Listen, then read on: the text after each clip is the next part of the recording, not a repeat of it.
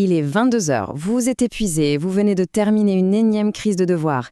Si cette scène vous dit quelque chose, si les pleurs, la frustration c'est votre quotidien dès qu'on sort un cahier, eh bien, la méthode qui suit pourrait vraiment, mais alors vraiment tout changer. Et ce, en seulement 7 jours. Voilà, tout part de là. De ce témoignage, de ce cri du cœur que tellement de parents connaissent. Une situation de guerre, littéralement. Mais en une semaine, plus une seule larme pour les devoirs. Alors comment? Voici exactement la méthode qui a été appliquée, jour après jour. Alors voilà le parcours qu'on va suivre ensemble. On va d'abord poser le décor, le cauchemar des débuts. Ensuite, on déroule le plan de 7 jours en 2 grandes étapes. D'abord la fondation, puis les outils, et à la fin, bien sûr, la paix retrouvée. Allez, on plonge dans la situation de départ. La description d'un quotidien qui était devenu tout simplement insupportable. Tout commençait à un moment bien précis. Il y a un mois encore, 18h30, c'était le gong, le début du conflit. La simple phrase « c'est l'heure des devoirs » suffisait à déclencher de manière systématique les cris et les larmes. Et là, c'était la spirale infernale. L'enfant qui répétait en boucle « j'y arrive pas, c'est trop dur », qui finissait par jeter son stylo ou même se cacher sous la table. Et en face, le parent à bout, qui se mettait à hurler et qui, au fond, se sentait complètement nul. Résultat, parfois, ça prenait 2 heures pour faire 4 pauvres lignes de maths. L'impact psychologique était immense, vous imaginez bien. L'angoisse ne commençait pas à 18h30, non, elle était là toute la journée.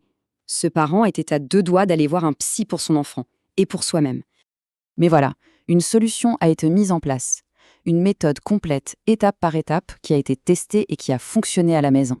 La toute première phase du plan, elle se concentre sur les 3 premiers jours. L'objectif ici, c'est simple. On veut poser des bases saines. Et pour ça, il faut d'abord briser les vieilles et mauvaises habitudes. Les premiers jours sont donc consacrés à changer complètement le contexte. Le premier soir, décision radicale, on ferme le cahier et on dit « ce soir, on ne fait pas de devoirs ». À la place, 1 heure de jeu, ensemble, juste pour casser ce cercle vicieux émotionnel. Et puis le jour 3, un changement stratégique. Les devoirs, on les déplace. De 18h30, le pic de fatigue, on les passe à 17h pile. Et là, le résultat était immédiat. 70% de résistance en moins, d'un coup. Mais entre ces 2 changements, il y a le jour 2. Et ce jour-là, il est crucial. Il s'agit de comprendre l'origine du blocage, ce que, soyons honnêtes, 90% des parents ne font pas. L'idée, c'est de poser 3 questions toutes simples, le soir, au calme. Et en posant ces questions, les réponses ont révélé la véritable source du problème. Ce n'était pas juste de la flemme, c'était une vraie peur de l'échec, cette sensation de ne jamais y arriver, de ne jamais finir, et même une fatigue visuelle. L'enfant plissait les yeux pour lire. Ok, la fondation est posée.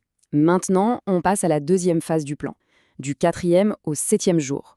On va introduire des outils très pratiques pour transformer l'expérience des devoirs. Jour 4, et voilà l'astuce des 3 couleurs. C'est tout simple.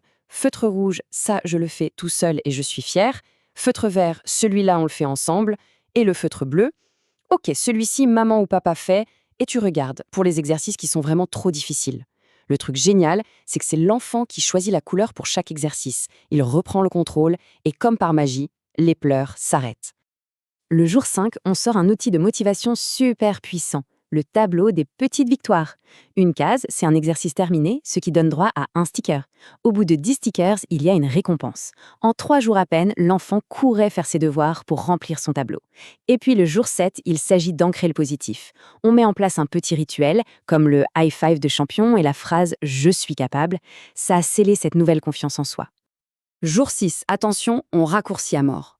La règle des 20 minutes, c'est simple. On met un minuteur et au bout de 20 minutes, même si ce n'est pas fini, on arrête tout. L'idée, que le cerveau associe les devoirs à quelque chose de court et de gérable. Et le petit miracle, c'est que l'enfant finit presque toujours avant que la sonnerie ne retentisse. Alors, après ces 7 jours, quel est le bilan? Eh bien, la transformation a été radicale. Les résultats scolaires, ils parlent d'eux-mêmes. En quelques semaines, plus une seule larme. Et la note de français, elle est passée de 8 sur 20 à 16 sur 20. Mais honnêtement, au-delà des notes, la plus grande victoire, elle est ailleurs. C'est tout simplement la paix. La paix retrouvée à la maison chaque soir. Le changement d'attitude de l'enfant. C'est ça, la plus belle des récompenses. L'entendre prendre l'initiative de lui-même. C'est un moment d'une émotion incroyable pour le parent qui a vécu la guerre des devoirs. Pour conclure, il faut bien comprendre que la finalité de cette méthode, ça va bien au-delà de simplement faire les devoirs. Le véritable objectif, c'est de construire la confiance en soi de l'enfant, de lui faire sentir au plus profond de lui qu'il est capable. La question qui reste, c'est donc celle-ci. Par quoi commencer? Si cette méthode vous inspire, quelle serait la toute petite action, la plus petite victoire que vous pourriez mettre en place pour célébrer un changement, allez, dès ce soir?